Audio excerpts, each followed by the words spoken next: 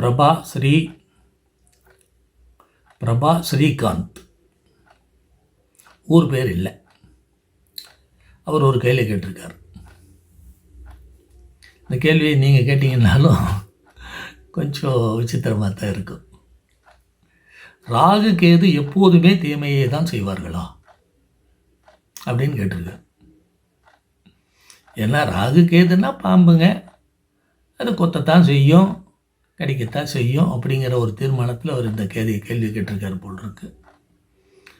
ராகு கேதுக்கள் எப்போதுமே தீமை தான் செய்வார்களான்னா கிடையாது.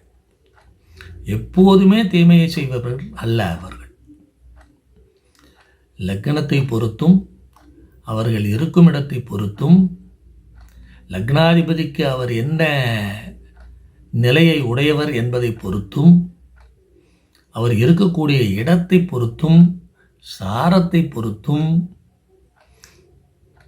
நவாம்சத்தில் அவருடைய நிலையை பொறுத்தும் தான் ராகு கேதுக்களை நிர்ணயம் பண்ண முடியும். ராகு கேதுக்களை நிர்ணயம் பண்ணுறதுக்கு தனியாக ஒரு நுணுக்கமான விஷயங்கள் நிறைய தேவைப்படுது. ஏன்னா அவங்க சொந்த வீடு இல்லை. அவங்களுக்கு சொந்த வீடு இருக்குன்னு சிலர் சொன்னாலும் அது அவங்களுக்கு சொந்த வீடு கிடையாது. ஆட்சி வீடு இல்லை. ஆட்சி வீடு இருக்குன்னு சில நூல்களும் சொல்லியிருக்கு. அதை பற்றி நானும் படிச்சிருக்கேன். ஆனால் ஆட்சி வீடு கிடையாது. 7 கிரகங்களுக்கு மட்டும்தான் ஆட்சி வீடு. ராகுக்கு உச்ச வீடு, நீச்ச வீடு மட்டும் கொடுத்துருக்காங்க. அதையும் சிலர் ஒத்துக்கிறதில்லை. ராகு கேதுக்கு உச்ச வீடு விருச்சிகம், நீச்ச வீடு ரிஷபங்கிறதையும் ஒத்துக்கிறதில்லை. அவங்களுக்கு உச்சமாவது ஒன்றாவது அதெல்லாம் கிடையவே கிடையாது சார் அப்படிங்கிறாங்க. அவங்களுக்கு பார்வையும் இல்லைன்னு சொல்கிறாங்க. இப்படி அவங்கவுங்க அபிப்பிராயத்தை அவங்கவுங்க சொல்கிறாங்க. ஆனால் ராகு கேதுவை பற்றி நிர்ணயம் செய்யணும் அப்படின்னா சூட்சமமாக பல விஷயங்களை கவனிக்கணும். ஏன்னா அது நிழல் கிரகம், சாயா கிரகம் என்று சொல்லக்கூடிய நிழல் கிரகம். அந்த நிழல் கிரகத்தினுடைய தன்மைகளை புரிந்து கொள்ளணும்னா அந்த நிழலை நாம் அறிந்து கொள்ள வேண்டும்.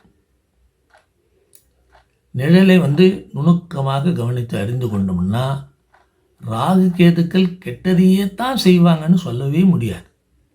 நல்லதையும் செய்திருக்காங்க. அதை நானும் பார்த்துருக்கேன். ஏன் அனுபவத்திலேயே ராகு திசையில் நான் நன்மையை அனுபவிச்சிருக்கேன்.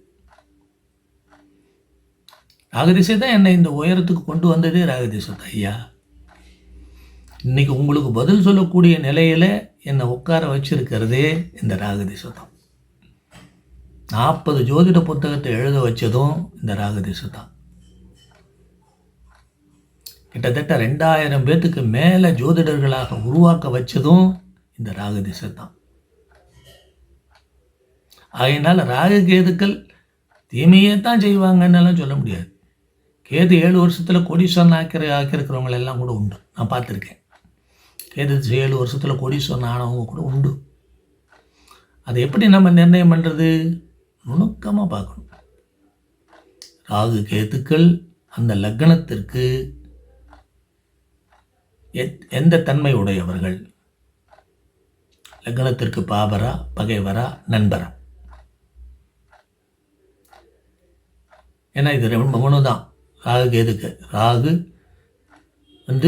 பாபர், பகைவர், நண்பர், அவ்வளோதான். இந்த 3 ஐட்டம் தான் அவர்கிட்ட இருக்குது. அவங்க 2 பேர்த்துக்கிட்ட அதை எடுத்துக்கணும். அப்புறம் அவர் இருக்கக்கூடிய இடம், லக்னத்துக்கு அவர் இருக்கக்கூடிய இடம்,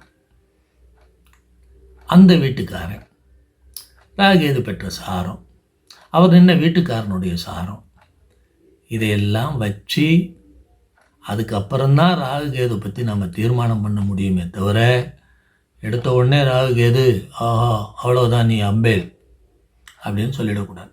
அது தப்பு. அதுலேயும் ராகுவுக்கு பிரத்யேகமான சில விஷயங்கள் இருக்குது கேதுவை விட. கேது 7 வருஷம்தான் அப்படின்னாலும் கேதுனுடைய தன்மை வேறு. இதை பற்றி நான் ஏற்கனவே மாநாடுகள்லேயே பேசியிருக்கேன். ராகுகேதுவை பற்றி மாநாடுகளில் பல ஜோதிட மாத இதழ்களெல்லாம் எழுதியிருக்கேன். அதை மறுபடியும் அதை சொல்லி நேரத்தை வளர்த்த விரும்பலை. ராகுவுக்கு பிரத்யேகமான நிலைகள் உண்டு. இதுக்கு முந்தி ஒரு பதிவில் கூட அதை நான் சொல்லியிருக்கேன். ராகுகேதுவை பற்றி கேட்டிருக்காங்க. அந்த பதிவில் சொல்லியிருக்கேன். ராகுவுக்கு மேஷம், ரிஷபம், கடகம், கன்னி மகரம்.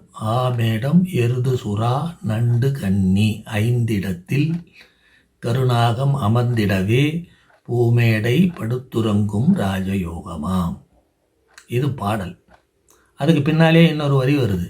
ஏமாறாதே, ராகுவுக்கு 4 கேந்திரத்திலும் இடைவிடாமல் கிரகமுற்றிடில் அப்படின்னு ஒரு வரி வரும். அதை ரொம்ப பேர் விட்டுடுவாங்க. விட்டுட்டு ஆமேடம் எருது சுறா நண்டு கன்னி 5 இடத்தில் கருநாகம் இருக்கவே பூமேடை படுத்துறங்கும் ராஜயோகம் அதை நிறுத்திக்குவோம். இல்லை, ராகுவுக்கு இடைவிடாது 4 கேந்திரத்திலும் கிரகமுற்றிடில் தான் ராகு ராஜயோகம் கொடுப்பார். அதுவும் எப்படி எல்லா இடத்துலையும் இருந்தார் ராஜயோகம் கொடுப்பாரா? அந்த 5 இடத்துல இருந்தால் தான். ஆமேடம் எருது சுறா நண்டு கன்னி எப்படி வந்துடுதா? மேஷம், ரிஷபம், கடகம், கன்னி, மகரம். இதுதான் ராஜயோகஸ்தானம். இந்த ராஜயோகஸ்தானத்தில் ராகு இருந்து அவருக்கு 4 கேந்திரத்தில் இடைவிடாமல் கிரகம் இருந்தால், அதுவும் அவர் லக்னத்துக்கு உகந்தவராக இருந்தால் தான் நல்ல யோக பலனை கொடுப்பார். லக்னத்துக்கு பாவர் பகையராக இருந்துட்டு இந்த இடத்துல இருந்தார் அவர் கொடுத்துடுவார் அப்படின்னு நினச்சோம்னா ஏமாந்துடும். பாவர் பகையராக இருக்கும்போது அவர் செய்ய மாட்டார். அவங்க எதுவும் செய்ய மாட்டாங்க. என்ன சாரமாக இருந்தாலும் சரி, சாரத்தை எல்லாம் மீறுவாங்க.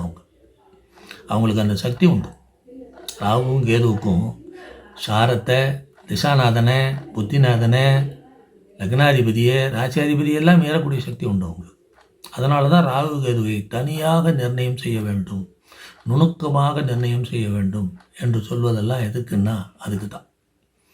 இப்படி எல்லாம் செஞ்சோம்னா தான் அது சரியாக வரும். ஆகவே இதை நல்ல யோசனை பண்ணி செய்யுங்க. வாழ்க வளம்.